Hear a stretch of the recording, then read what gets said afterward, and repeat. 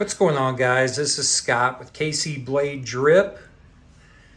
Thanks for joining and choosing to watch my video today. It's time to do what we like to do, which is play with knives, talk about knives, and kind of explore. Hope you had a great Memorial Day.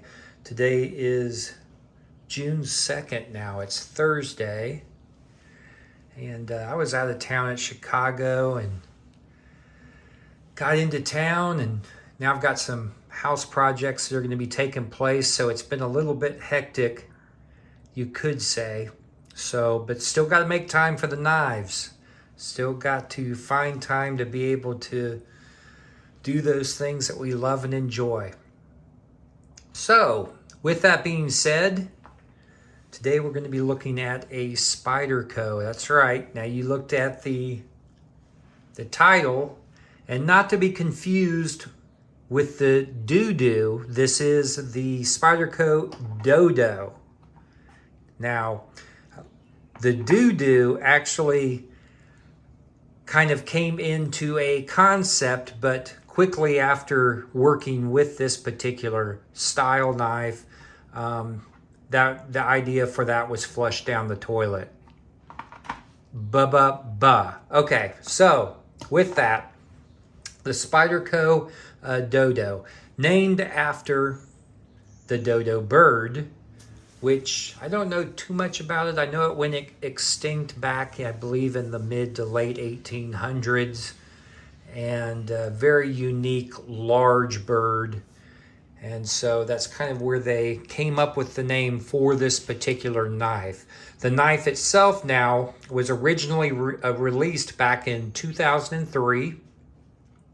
The designer of the knife was Eric Glesser, I believe is how you pronounce his name. And again, this was back in 2003. I think it was pretty limited. There wasn't a lot of them that had came out. And then this one that I just purchased was actually a Blade HQ exclusive, which has the natural G10 handles, as you can see, M4 steel. So I had seen this, another review, somebody was talking about this particular knife, and just the sheer look of it and kind of description and reading a little bit about it, I knew that I definitely wanted to take a look and own one of these. So pulled the trigger. I opened this yesterday. I had a day to kind of fiddle with it, play with it a little bit, and kind of bring some thoughts, ideas to you, tell you about the knife, and we can go over this together. So yeah. So aesthetically, lots of curves on this.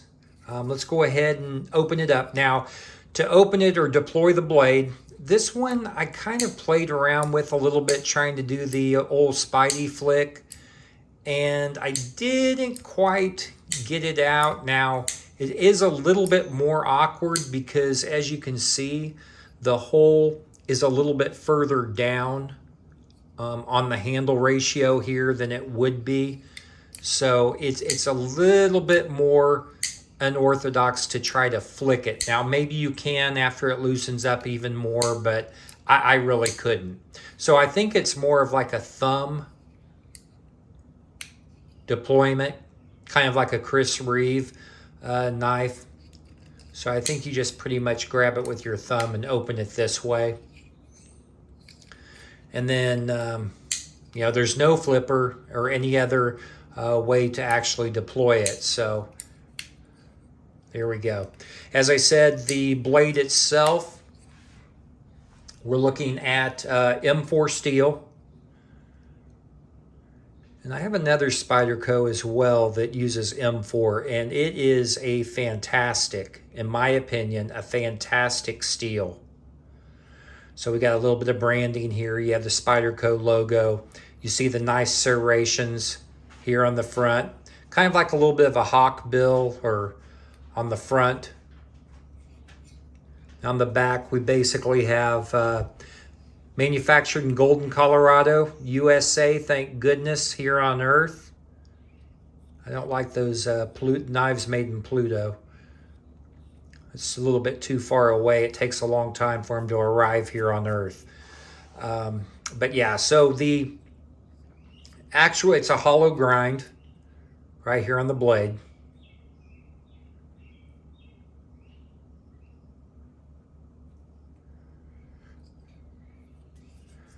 Very, very sharp. Now this type of blade I could imagine being most useful for like tradesmen, carpenters, electricians. You know, if you need to do any type of caulking and you need to cut the cap or puncture it with the tip of this. I mean, you just have a lot of really detailed function and form, whether it be clothing, any type of rigid material or hard plastic. This is definitely going to do the job and cut through it. So definitely going to get you through some pretty heavy duty material and detailed work with it.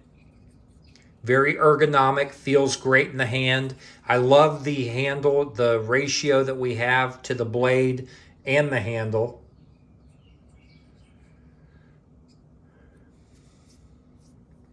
It's a ball bearing locking system. So if we look here, this is the ball bearing that's in the middle of the handle here. You've got a back spacer that's kind of up towards the front of the knife, which blends in perfectly with the blade itself when it's locked into place. Very, very smooth here. No jimping along the spine or the back of the blade or the handle. No jimping underneath as well. Open flow through minus the back of the back spacer here at the top. You pull this spring-loaded ball bearing and post, you pull this back, and as you pull it back, it allows you to disengage the blade and then roll it forward. And there we go, acting as the detent right here. So that'll keep you in place. Then when you deploy it, that ball will roll along the back of the blade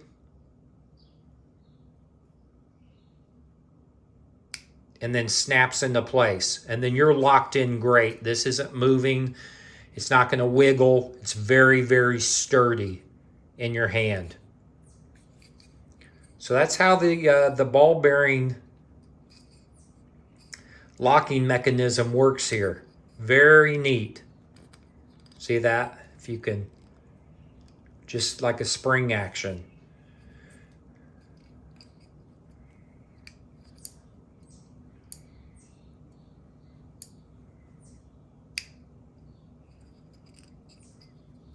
Now the handle itself, if we look at where the pivot is, right here,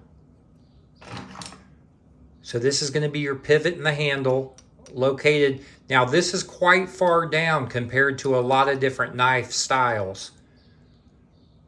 This kind of looks like one of the, are they the Skeksis or from the Dark Crystal? If you hold it like this looks like the beak here and the eye here, or the, yeah, kind of an interesting look. Well, I guess it's like a bird. But this is the pivot here. So if you look, we've got quite a bit of space. So when this folds down, it's going to be hidden in the handle. It does not fill the entire handle. So you still have quite a bit left here. And then up here at the top, it goes down pretty far inside. So with that being said, it keeps the blade in the middle of the handle with a little bit open space on each end.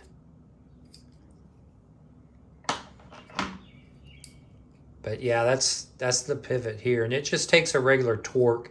I'm not sure which one, if maybe a T6, I'm not sure exactly. I didn't check that.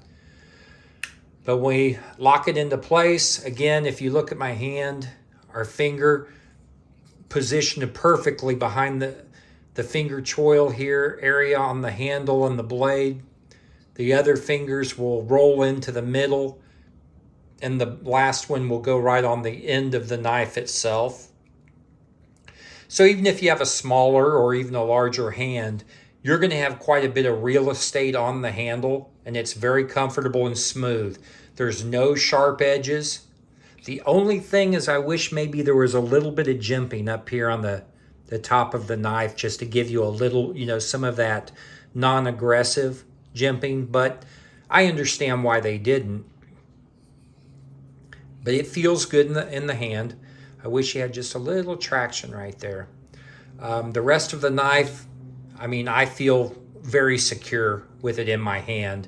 And the good thing, actually, if you, for some reason you needed or wanted to, and you flipped it around, and you put your pinky here and your fingers here, it's comfortable reverse as well. So, I mean, if for some reason you needed to flip it around, like for a tow cable or something to cut it upwards. But yeah, you can see, I believe, some of the texturing on the handle here. Just very fine texturing and a pattern across it. I like this natural G10. A lot of people will dye this different colors depending on, what they want to do. I like just keeping mine, I call it kind of like a jade color. I like this, almost a see-through. This is ambidextrous. It is truly left or right-handed carry. As you can see, I call this the paperclip clip because it looks like a paperclip that you have here. Kind of a thin wired clip. Now at first, this had to grow on me a little bit. I wasn't quite sure if I was gonna like this clip. But as I put it in and out of my pocket and kind of looked and messed with it a little bit, I do like it. I'm fine with it.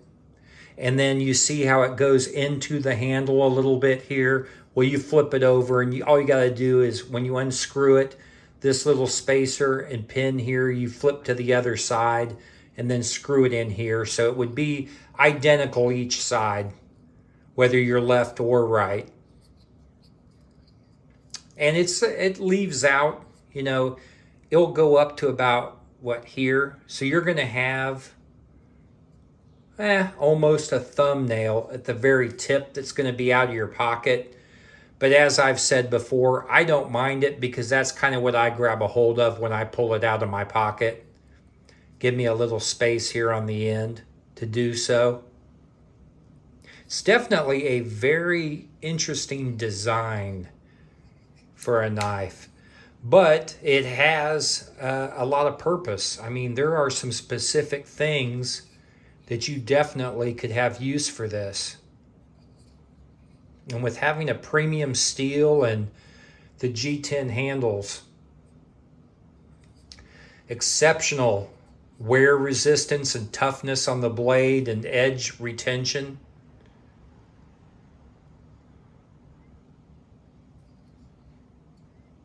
Pretty thick too. If we look at this blade, nice and thick, goes down to a little bit more of a smaller, thinner, which that's what you're going to get from the hollow grind. Kind of like a reverse S blade.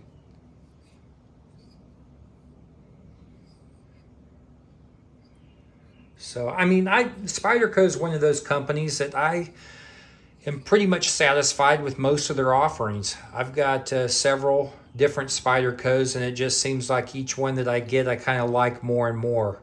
This is going to definitely get some pocket time. Put it to use for even very simple things. Opening boxes, cutting cardboard. I guarantee you with this in hand, you're going to slice right down through some corners, edges, through the middle of cardboard. Great for breaking down with this serrations here. Like I said, if for some reason you needed to cut through clothing, a seat belt, if you needed to, whether you're doing some type of carpentry work, you needed to get into a corner or something detailed, the tip is going to, with that, I call it a hawk bill. If you need to get into the corner of something, you could either clean something out or cut into something.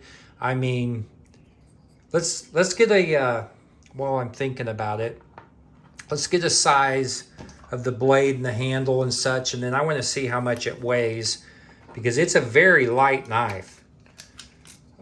The blade itself is right at 2 inches. Now the cutting area is going to be about 1 3/4. Yeah, I think they call it a 2-inch blade, but you have about 1 3/4, and the handle is 4 inches, maybe 4 1/4. So as you can see, the handle itself has got quite a bit more real estate than the actual blade. But this will fit perfect in your pocket. In fact, this would be a great secondary blade to carry if you had like a fixed blade or another knife and you just carried this as a secondary knife. Love that texture on it as well. Okay, let's get a weight on this.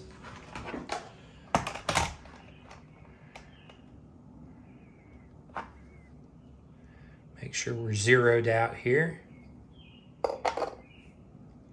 2.8.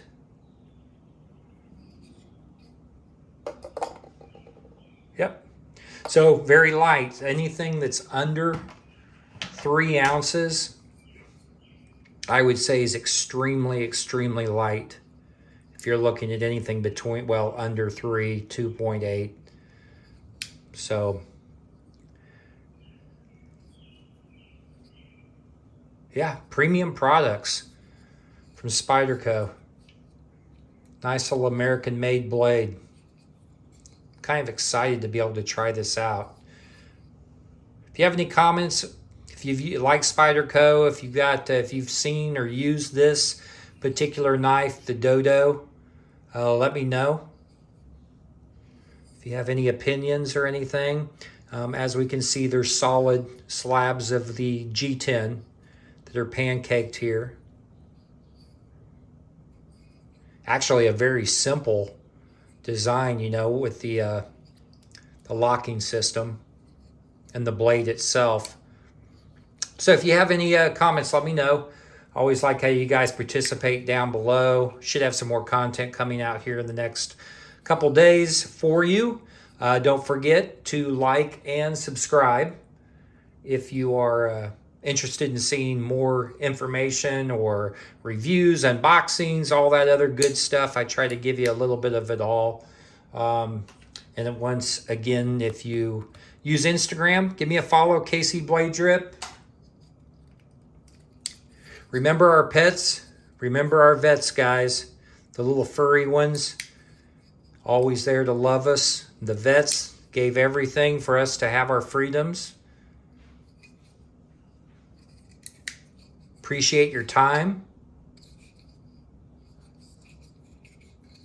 Stay sharp, my friends. I'm out.